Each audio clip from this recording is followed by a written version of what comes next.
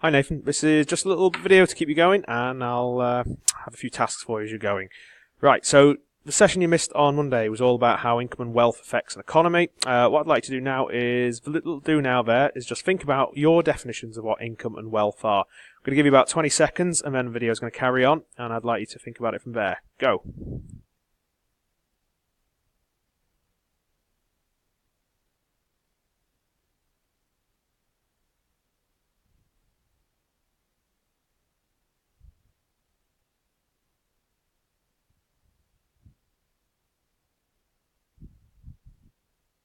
Okay, so that's 20 seconds there, Nathan. So hopefully you've come up with something similar to this. So the idea behind the difference between income and wealth. So income is essentially any money that we earn. So money flowing into from factor of production. So basically, this is money you earn. So new money you gain either as a business or as an individual.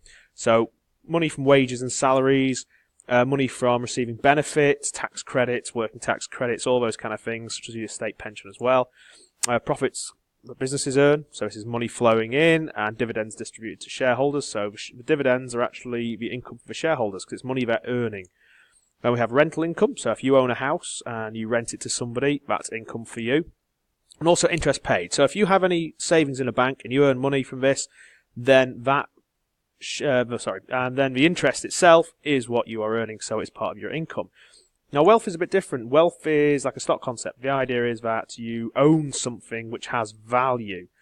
So you might have savings in a bank account. So not the interest rate. The interest you earn is your income. But the actual money, the £5,000 you've got sat there, is your wealth. Then you've got the ownership of shares. So you may have bought shares in a business, so they are worth something. They are not income. The income comes from the dividends you receive because of your ownership of shares. And you might also get ownership of property. So the actual property value, your property is worth $250,000. That is your wealth. Anything you make from renting it, that's your income. And then wealth held in bonds. So once again, these are essentially investments that you might hold.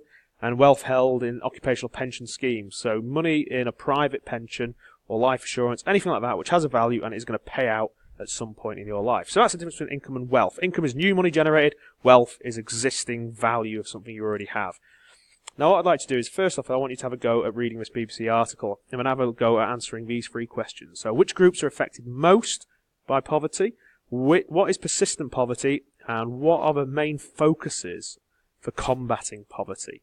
Now what I'd like you to do, I'm going to attach this to the Wamaju as well so you can have a look at it. I'd like you to pause the video when I say, give yourself 10 or 15 minutes to go through the article and then answer the questions included on there. So I'll just say, I'm going to say pause in a minute, press pause, and then resume when you're ready. Pause. Okay, so hopefully you've had a go at that, and you've identified the fact that it tends to be single parents who are affected most by poverty, and also pensioners, because essentially two groups who struggle to have income. Like your single parents, obviously, might be looking after children and therefore don't have as much opportunity to work full time. They might not be able to work at all. They get some sort of benefits from it, but potentially from a limited amount. Persistent poverty, obviously, is when you're in poverty for more than a couple of years. We're going to look at what constitutes poverty in a minute. And then the needs of a focus, they were in the last paragraph. So it's things like worklessness, which is just another word for unemployment, and all those other ones in that last paragraph, which link to that as well. So one of the biggest problems the government looks at is this idea of wage distribution and equality. If we don't have money distributed evenly in society and we don't have equality, then we don't actually have a situation where poverty can be avoided. Now, the inequality in distribution of income and wealth is a big problem, so we have to look at these key things. So living standards depend on the level of economic activity, so as resources are redistributed, it has to be fair to make sure everybody is treated the same way. Inequality in income and wealth can be measured by a series of different things. So looking at the national income, so usually we have a look at what level of income the bottom 20% in the economy have and what the richest 20% have, and we look at the disparity between the spread of income there. We also look at the number of households who are under the poverty line, and we'll also look at a specific value. So UK, European countries, we currently say that what we do is we take median income, which is essentially the middle income distribution, and anybody who's earning 60% or less of that median is considered to be in poverty. So in 2015-16, 30% of individuals of the UK were actually classed as being below the poverty line, which is quite a high level. Child Poverty Act was really important in this in 2010. This basically stated that in law, 60% below the median income is classed as being in poverty. So this is how we register that child poverty at being at a certain level in schools. The UK median, or as I wrote media there, in 2016 was £26,300. So that was considered what the median wage should be in the economy. So basically anybody earning £15,780 or less is considered to be in poverty. Now that translates to about £303 a week, which isn't actually that much. So we have to consider anybody below that is struggling to some extent. Now what we're going to have a look at is something called the Lorenz curve, which helps economists look and estimate poverty and compare where you should be to where it actually is. And also we can use something called the Gini coefficient. That's another way of measuring inequality and giving a numerical value, which allows us to once again compare and contrast different economies. Now on this video here, I will put this onto Wamaju for you as well. I'd like you to sit down and watch this 7 or 8 minute video about these two theories.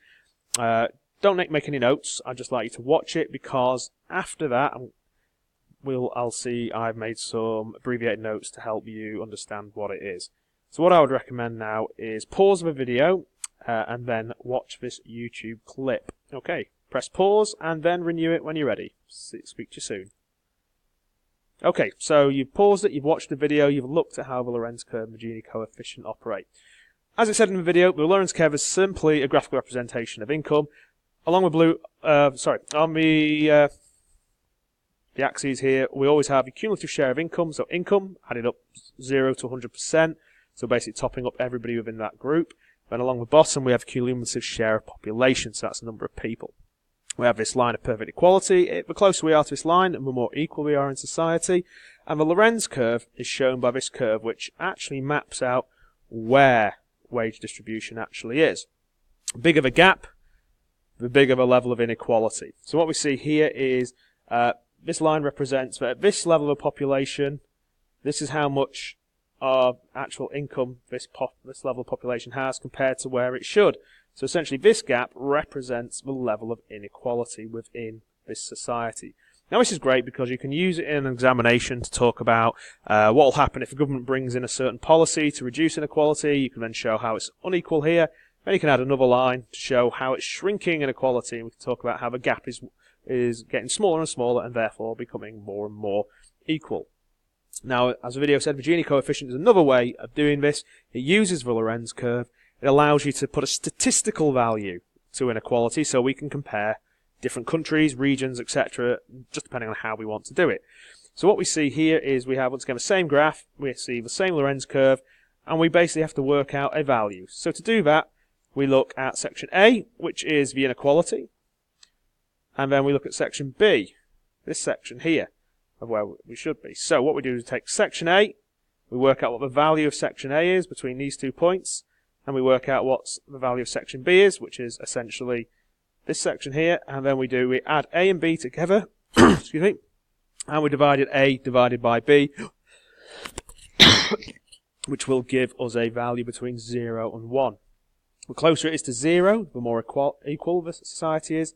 The closer to 1, the more unequal the wage distribution actually is in that society. It gives us the opportunity in exams to compare the two. Okay, as a bit of work whilst you're away, or ready for Monday when you get back, I would like you to have a go at these 5 questions. You will need to do some research, you'll need to work online, and you will need to do some analysis of what's going on. This is great because it gives you some examples for your exam, it's good for applicational work, etc., etc. And the last task I'm also going to send you is an article called Inequality, Are We Measuring the Right Things? I just want you to read through it and think about and then write your response to this point here. Why does the author feel that the current measures of inequality are incorrect?